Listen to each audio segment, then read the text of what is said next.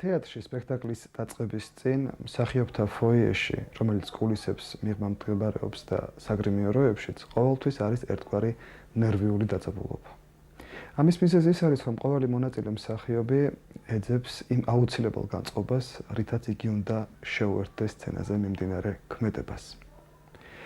დღეს ჩვენ ვიმყოფებით მარჯანიშვილის თეატრის საგრიმიო როში, ერთ-ერთ საგრიმიო როში, სადაც სპექტაკლის, რომელსაც საკმაოდ უჩვეულო სახელწოდება აქვს მაყურებლისათვის ამის ნახვა აკრძალულია, ერთ-ერთი მთავარი როლის შემსრულებელი ემზადება სცენაზე გასვლისათვის. სცენაზე, სადაც მან უნდა განასახიეროს მისი კოლეგა, მსახიობ და საერთოდ ეს სპექტაკლი მსახიობთა და თეატრის მუშაკთა ცხოვრებას ეხება და ამდენად ყოველ მონაწილეს ძალიან კარგად ესმის იმ გმირებისა, რომელსაც ისინი ითამაშებენ ამ საღამოს მაყურებლის წინაშე. დღეს ჩვენ ვიმყოფებით თეატრის ერთ-ერთი წამყვანი მსახიობის ქალბატონი გურანდა გაბუნიას საგრიმიო როში, რომელიც ეხლა ემზადება გრიმს იკეთებს, რომ ცოტა ხანში შეუერთდება, ცოტა მოგვიანებით სცენაზე მიმდინარე ქმედებას და თითქმის სპექტაკლის ბოლომდე საკმაოდ აქტიურად იქნება დაკავებული იმ ცხოვრებით, ჩართული იმ ცხოვრებაში, რომელიც სცენაზე მიმდინარეობს.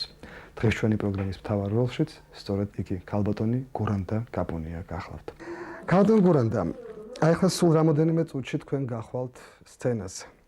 და კიდევ ერთხელ გააცოცხლებთ თქვენს გმირს, იკეთებთ გრიმს და ალბათ რამდენი გმირი გაცოცხლებულა მრავალი წლის განმავლობაში თქვენს მიერ სცენაზე, ამ სცენაზე, მარჯანიშვილის თეატრის სცენაზე.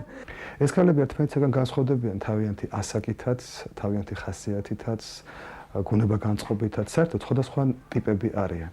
და მიუხედავად ამისა, ყოველ თქვენს გამოჩენისთანავე სცენაზე, ყოველ თქვენი გამოჩენისთანავე მაყურებელი უცებ ამოიცნობს ამ გმირში მის შემსრულებელს ქალბატონ გურანდა გაბუნიას, მსახიობ გურანდა გაბუნიას. ესე მეჩვენება თითქოს თქვენ იმორჩილებთ თქვენს გმირებს, კი არ ირგებთ მათ თვისებებს, ლიტერატურული გმირის თვისებებს, არამედ თავად თქვენ საკუთარ თვისებებს ახვევთ მას თავს. რატო ხდება ასე ცხოვრებაშიც ესეთი ადამიანი ბრძანდებით, თქვენს ნებას გინდათ რომ დაუმორჩილოთ თქვენს ირგვლივ მყოფნი? სრულებით არა. არა? არა. იცი რა, გოგა, აი შენ თქვი რომ ეს ეხება მსახიობებს, თეატრს და როგორი სასიამოვნოა და სასიხარულო რომ ეს პირველი შემთხვევა არ არის. პროვინციულშიც ეგრეა.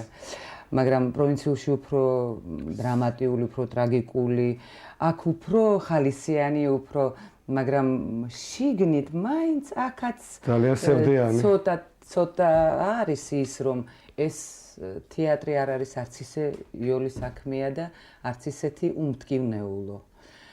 ხო და მე ძალიან ვცდილობ ყოველთვის მინდა ყოველ შემთხვევაში იცი მთლიანად იმ კანში შეუძვრე ვინც არის ეს მე მახსოვს აი პროვინციულში ბევრ ქალს რაღაცეები ბევრ ქალს წავართვი და რაღაცეები ბევრი ქალის ჩემად გავიხადე და აი აქ კონკრეტულად ერთი ქალია კონკრეტული ქალია? კი, არის. არის. მე მახსოვს თქვენ, როდესაც ჯერ კიდევ რუსთავის თეატრში ამზადებდით სპექტაკლს, იქაც კონკრეტული პიროვნება იყო, მე გულისხმობ ექვშინაბედას და ესე იგი თქვენთვის მაინც გმირის გახსნის, ხასიათის გახსნის გასაღები აი კონკრეტულ პიროვნებებში, რომელიც თქვენს ირგვლივ მრავლად არიან და ეძებთ ამ ხასიათებს, არა? აუცილებელია, იცი, თუ აი ნამდვილი არ არსებობს, აი იცი ზუსტად შეხება იმ ადამიანთან. მაყურებელიც ვერ აღიქვამს, არა? რა თქმა უნდა. არ არსებობს. შენ თუ დარჩი ისევ გურანდად და ხარ გურანდა, არც არავისთვის საინტერესო არ შეიძლება იყო. ქალბატონ გურანდა, თქვენ მრავალი როლი ითამაშეთ სხვადასხვა პერიოდში და სხვადასხვა თეატრის სცენაზე. სხვადასხვა თქვენი ამპლუა საბედნიეროდ არ არის შეზღუდული და იგი მოიცავს შეიძლება ითქვას ექსცენტრიული კომედიიდან ვიდრე მაღალ ტრაგედიამდე, შექსპირისელ ტრაგედიამდეც კი. აი თქვენ თავად სად, რომელ ამპლუაში, რომელ ჟანრში, როგორი ხასიათის გმირებში გრძნობთ თავს, როგორც თევზი წყალში, აი რომელი უფრო მეტად გიყვართ და გეხერხებათ? რა ვიცი, აი როგორ გითხრა გოგა, ალბათ ის რომელსაც მაყურებელი უფრო აი ესე ახლო მიიღებს. მე ხშირად მიფიქრია, იცი, ჯდარ ვარ დარბაზში, აი მახსოვს მე მყავს ერთი უსაყვარლესი მსახიობი ოლგა იაკოვლევა. ოლგა იაკოვლევა იმაში რა ქვია ტოლე ეფროსის თეატრში. შენ გახსოვს ოლგა? ხო. და ერთხელ უყურებდი ტენესი უილიამსის სპექტაკლს. არაჩვეულებრივი პიესა, ზაფხული და ბოლი. შენ გახსოვს? ხო. ხო და ალმას თამაშობდა ის. მე ვიჯექი ძალიან ახლოს და არასდროს არ დამავიწყდება გოგა, აი არასდროს როგორ იყო შესული ეს გოგო ამ ქალის მთლიანად, იცი, აი იმ ქალის ყველაფერი აღებული, ყველაფერი გული, ტვინი, ნერვები, ყველაფერი რომ რამდენად გაითავისა, რომ ერთ-ერთ სცენაში, სადაც იმ კაცთან შეხვედრა აქვს, რომელიც უყვარს და ის კაცი მიდის უკან უსწორებს ღილს, აი როდესაც მიეკარა, ხელი დაადო ზურგზე, ლურჯი, აი რაღაცა ლურჯი გახდა, ფერი შეეცვალა. ეს ხომ შეუძლებელია. იტყვი შენ, როგორ შეიძლება რომ მსახიობმა ესე განიცადოს, რომ შენ თვალწინ ან გაწითრდეს, ან ფერი შეეცვალოს, ან აი გაფითრდეს, სრულიად გაფითრდა და აუკანკალდა მთელი სხეული. აი ესე გადმომდიოდა ღვარღვარი ცრემლების. აი ესეთ განცდას თქვენ სად გზნობთ ხოლმე თავად, რომელ ჟანრში უფრო? ახლა მე თვითონ ვერ ვამბობ ჩემ თავზე ეგრე, ვერ ვიტყვი, იცი, უბრალოდ გეტყვი, რომ ნუ არის რაღაცა როლები, სადაც უფრო შენ თვითონ რომელიც ვთქვათ ისე გიყვარს და რომ ვერი ვიწყებ ვერასდროს იგივე ვთქვათ ელის ჩერიმისოვა 100 წელში კარასტილობის ხო ბატონ გიგასთან ლორთქიფანიძესთან იგივე ნინო ადა პროვინციული ამბავი და პრემიერა რა ვიცი იგივე ნუ მთელი როსება თითქმის ნუ მე აი დოიკოსთან ლირში ნუ არ ვიცი აი მე თვითონ როგორ მე ვცდილობ მინდა მაგრამ რა გამოდის ეს უკვე მაყურებლის პრეროგატივაა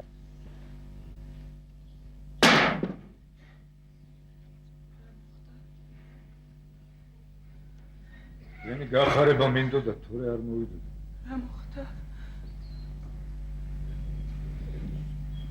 გაიხარე.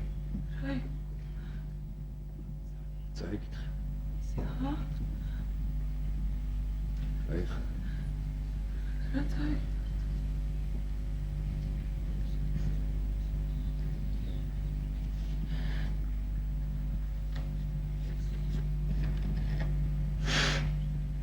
ჩამოსლა საჭირო არ არის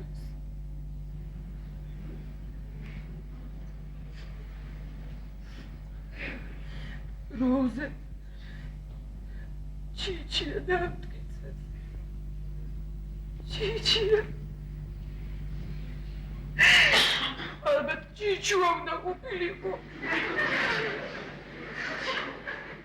ქალდუნგურანდა დამეთანხმებით რომ საკმაოდ ულმობელი და დაუნდობელი რამ არის ყოველ შემთხვევაში ასე ამბობენ მაგრამ ამავე დროს იგივე დრო საკმაოდ ისეთ მოულოდნელ სურპრიზებსაც კი გვიმზადებს ხოლმე ისეც რომელსაც ნამდვილად არ ველით არასოდეს და ვერც კი წარმოგიდგენია თუ ჩვენს ცხოვრებაში შეიძლება ესა თუ ის მოვლენა ან მომენტი მოხდეს ამ თეატრში აი აქ თუ წარმოიდგენთ თქვენოდეს მე რომ იმ თეატრში რომელშიდაც თქვა ფერი კვანჯაფარიძე სესილია თაყაიშვილი ლეგენდად ქცეული არტისტები გარდასულ დღეთა არა რომლებიც აქ მოღვაწეობდნენ და დიასახლისები იყვნენ ამ თეატრის აი რაღაცა წლების შემდგომ თქვენ გახდებოდით პირველი ლედი ამ თეატრში არა მე ესე არ ვთვლი ჩემ თავს ძალიან დიდ პატივს ვცემ მადლობთ გიორგი მაგრამ ნუ ახლა უბრალოდ მე ისეთი ბედნიერი ვარ რომ აი აქ ვიჯექი მე და აი მაგიდასთან იჯდა მედეა ჯაფარიძე და მე მასთან ვთამაშობდი ერთად რა სიტყვის ხალხში და ყოველ საღამოს როცა მოვდიოდი ვხედავდი ამ საოცრებას ამ უწმინდეს უსპეტაკეს ულამაზეს არაჩვეულებრივ ადამიანს და ვამაყობ რომ მისი მეგობარი ვიყავი მის გვერდით ვთამაშობდი და ბედნიერი ვარ რომ ქალბატონი ვერიკო აქ არსებობდა აქ თავის უდიდეს ტალანტს გენიალურ ტალანტს აქ აფრქვევდა და ჩვენ გვაქვს უფლება ეხლა რაღაცა ჩვენი ნაბიჯებიც დავტოვოთ ამ სცენაზე ბატონი ოთარ მეღვინეთუხუცესი არა ერთხელ აღნიშნავდა საუბარში ამა თუ იმ ინტერვიუში რომ იგი არ არის ესეთი რბილი ბუნების ადამიანი, პირიქით არის საკმაოდ ფიცხი, ფეთქებადი ბუნების კაცი. და ძალიან ძნელია, რომ ოთარ მეუნთუცესის მოწონება დაიმსახურო და მით უფრო რთულია მას შეუყვარდა. აი თქვენ ძალიან ესეთი რამე ძალისხმევა დააგჭირდათ, როგორ მოახერხეთ დაგეტყვევებიათ, ისე რომ ის უერთგულეს მეუღლედ ქცეულიყო. არა, იცი რა არის გიორგი, ოთარი თვითონ თავის თავად არის უსუფთავესი პიროვნება. ასე რომ ჩემს ადგილზე ვინმე სხვა რომ ყოფილიყო, ოთარი ეგეთივე იქნებოდა აბსოლუტურად. აქ ჩემი აბსოლუტურად მე არაფერ შუაში არა ვარ, ტყუილია. არა, როგორ არა? არა.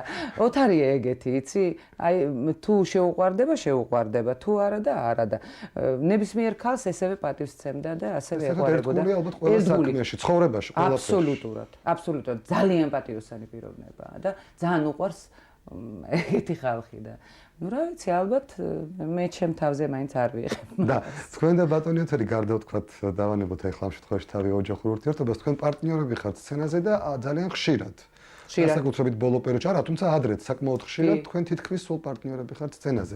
აი როგორი პარტნიორია ბატონი ოთარი? იგი დიქტატორია თუ დემოკრატი თავისი ბუნებით სცენაზე და იტანს თუ არა ადვილად, როდესაც სხვაც მის გვერდით ისეთივე აღიარებას ან ისეთივე წარმატებას აღწევს როგორც იგი და როდესაც სხვასაც ხვდება გარკვეული რაოდენობა მაყურებლის აპლოდისმენტების თუ კრიტიკის შექება. ოთარი არის არაჩვეულებრივი პარტნიორი. არაჩვეულებრივი. ვინც მაგასთან თამაშობს, არიან ყველანი შეყვარებულები.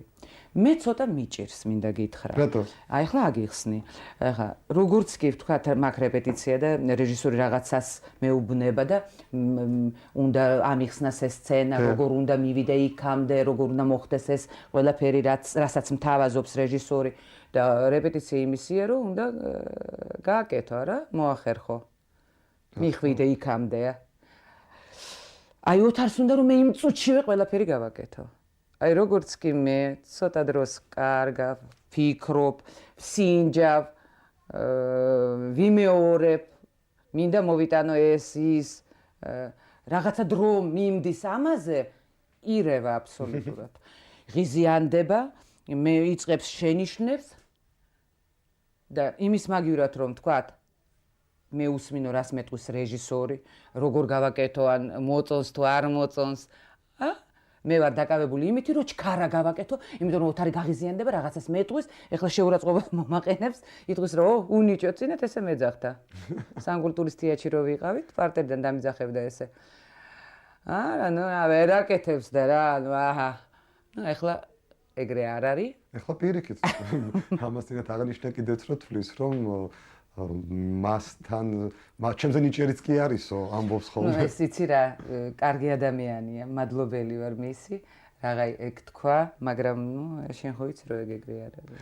ხალხთან გურანდა, აი ახლა რამოდენიმე წუთში თქვენი გმირი სპექტაკლში საკმაოდ ირონიული სარკაზმით და საკმაოდ ამაყად იტყვის თავის კოლეგას მიმართავს და ეტყვის რომ იგი მხოლოდ იმიტომ არის თეატრში, რომ დირექტორის ცოლია. იცით, აი ნებით თუ უნებლიეთ განგებამ ესე ინება რომ თქვენ დღეს თეატრის ხელმძღვანელის მეუღლე ბრძანდებით და დამეთანხმებით, ეხლა რამდენადაც გულსატკენი არ უნდა იყოს, რომ ესე იგი ყველას არ ბუნებრივია შეუძლებელია ყველას მოსწონდეს, ყველას უყვარდე, ამდენად თეატრში თუ თეატრს მიღმა გარკვეულად ადამიანები შეიძლება ასეც კი ფიქრობენ, რომ აი თეატრის დირექტორის ცოლია, თეატრის ხელმძღვანელის ცოლია და ასე შემდეგ. აი თქვენ როცა ამას ამბობენ, როგორი რეაქცია გაქვთ და საერთოდ ეს ხელს გიშლით თუ გეხმარებათ თეატრის ხელმძღვანელის მეუღლეობა რაღაც საქმეებში?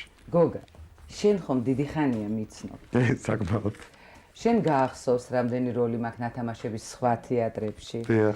დავიწყოთ სანგულტურის თეატრიდან, მაშინ ხომ არ ვიყავი სამხატვრო ხელმძღვანელის მეუღლე. წავიდეთ რუსთავში, არც მაშინ.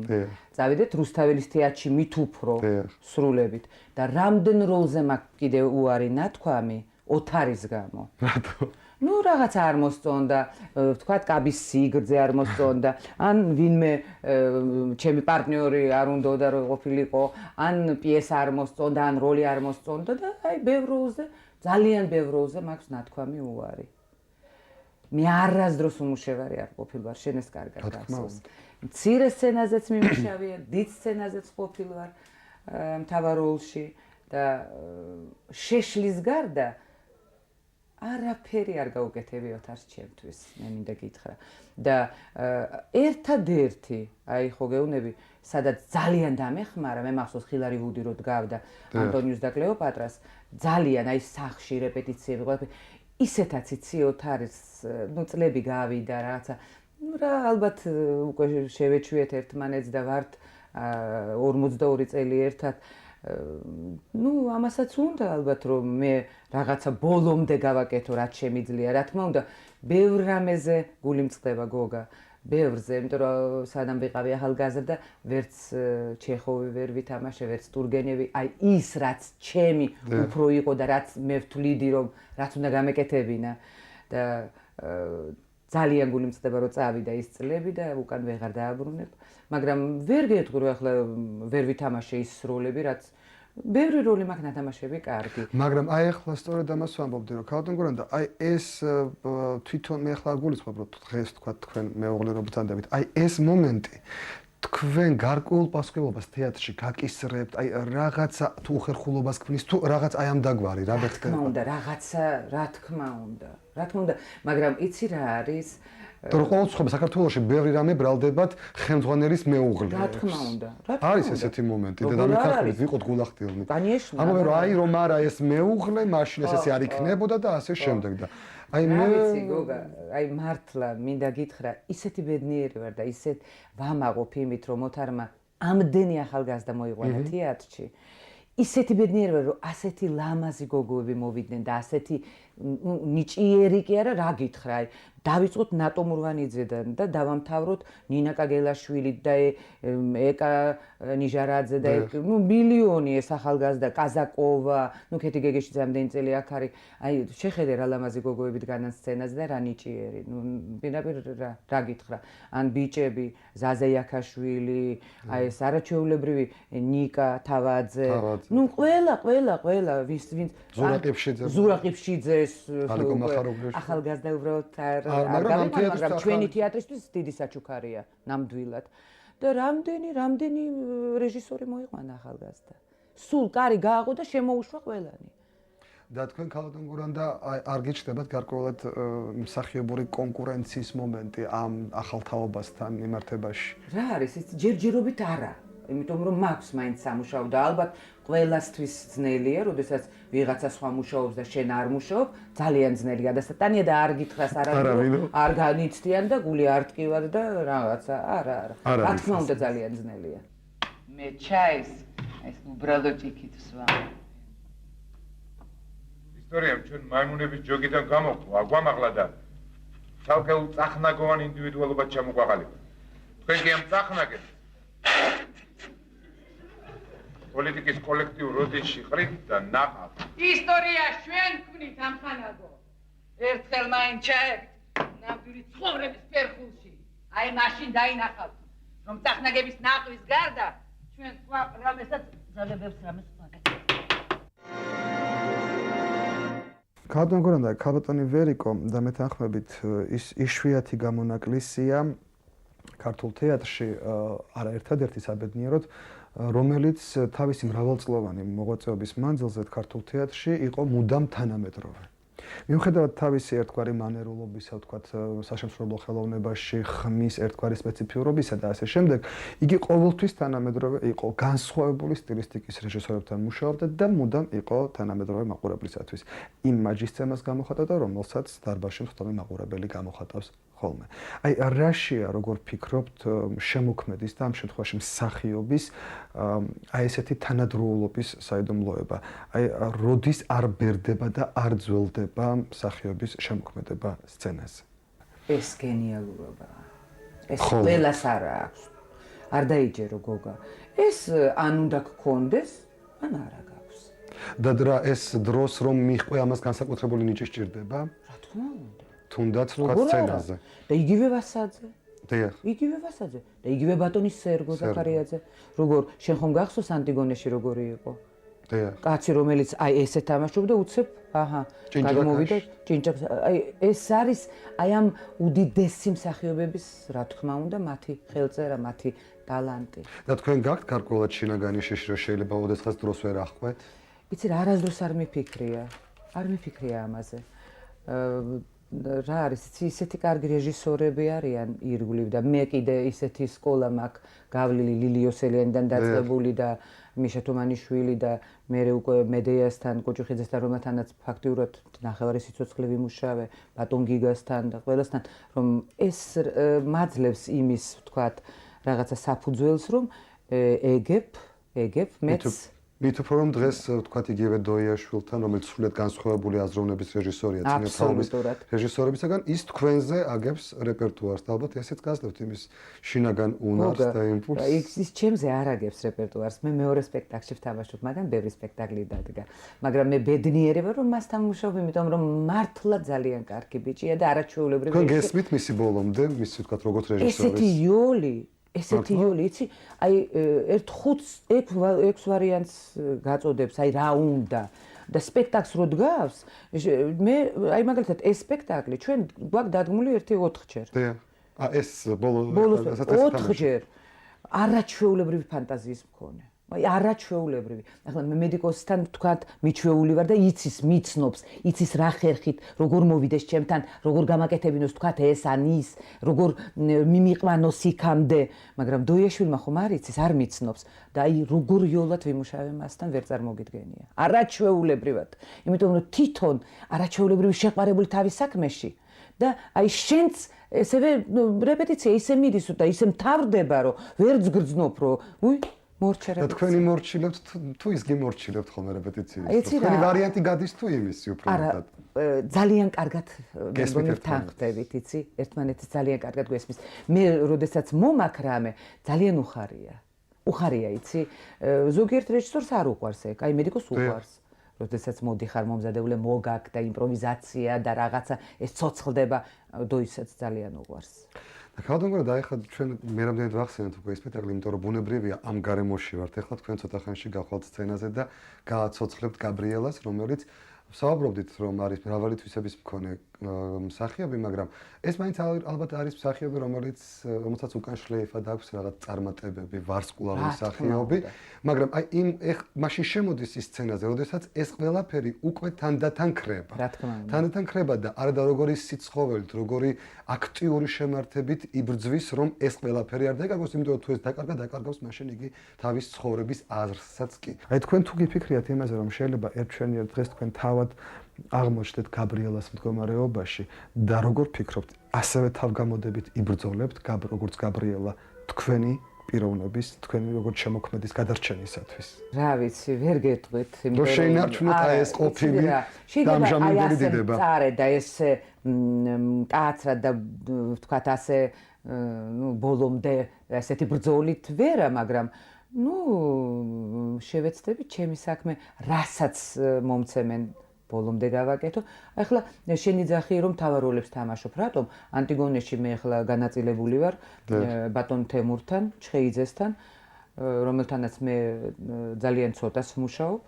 მე ვთამაშობ იმას რა ქვია, გამზრდელს. ანტიგონის თამაშობს ნატო, ძალიან მიხარია, იმიტომ რომ ნატოსთან მიხარია ყველაფერი.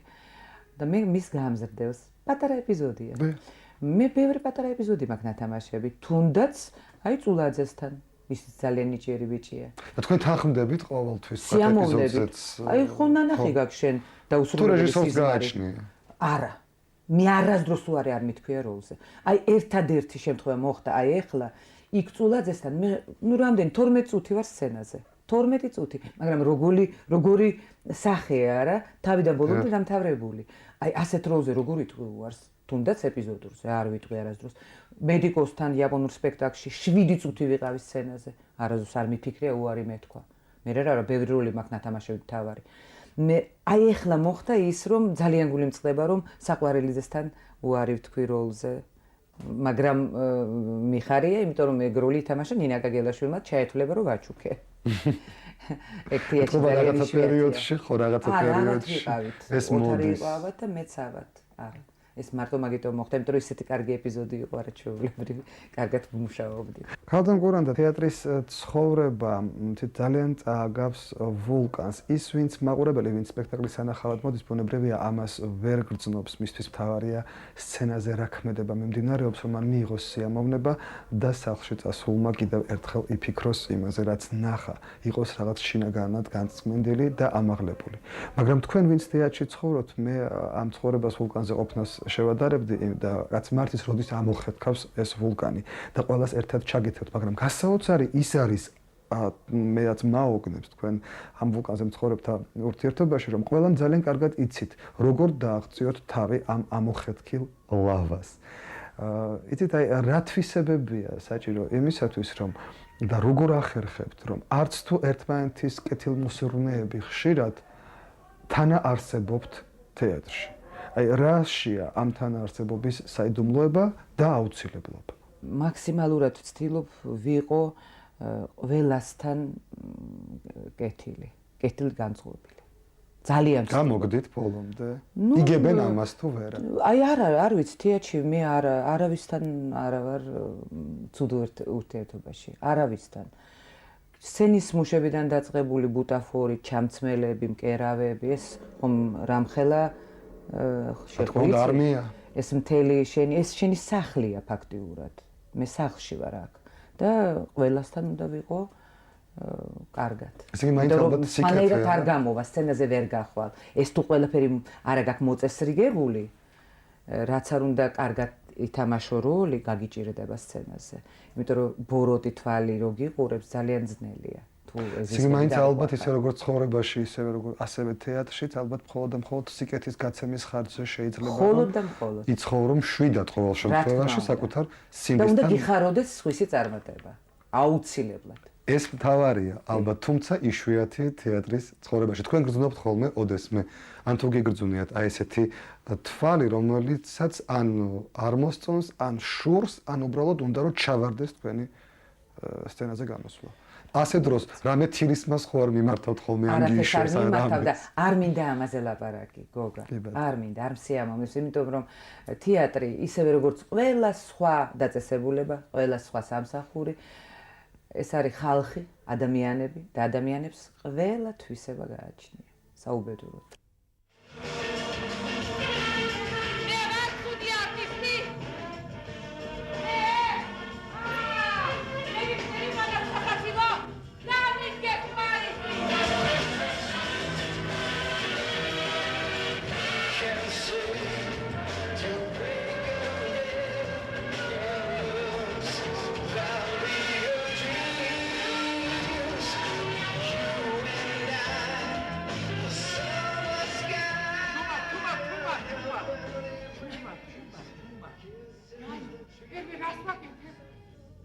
აპლოდისმენტები დაველოდო.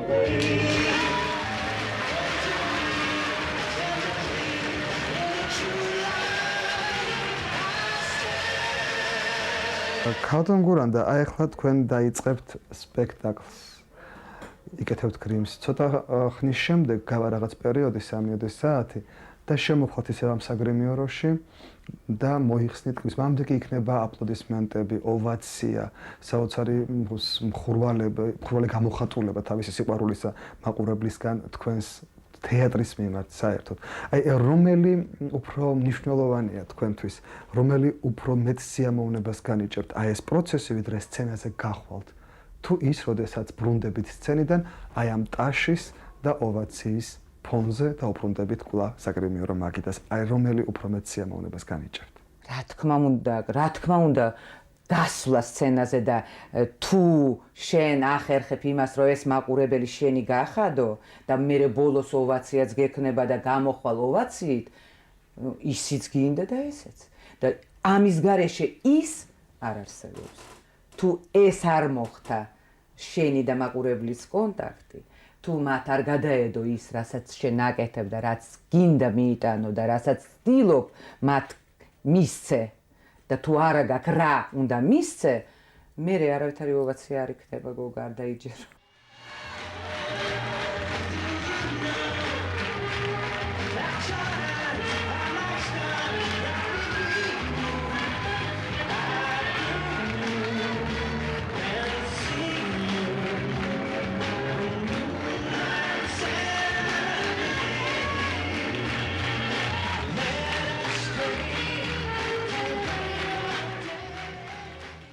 წარმატებები მინდა გისურვოთ დღევანდელი სპექტაკლის დაწყებული მომავალში ყველა როლში, რომელსაც თქვენ შეასრულებთ. მინდა ჩვენი საუბარი დავასრულო ასევე სპექტაკლიდან ერთ-ერთი გმირის, მოქმედი გმირის, რომელსაც ლეო ანთაძე ასახიერებს თეატრის დირექტორის რეპლიკით. ამ ხალხზე განა შეიძლება გაბრაზება. ამაზე შეიძლება გული მოგევიდეს.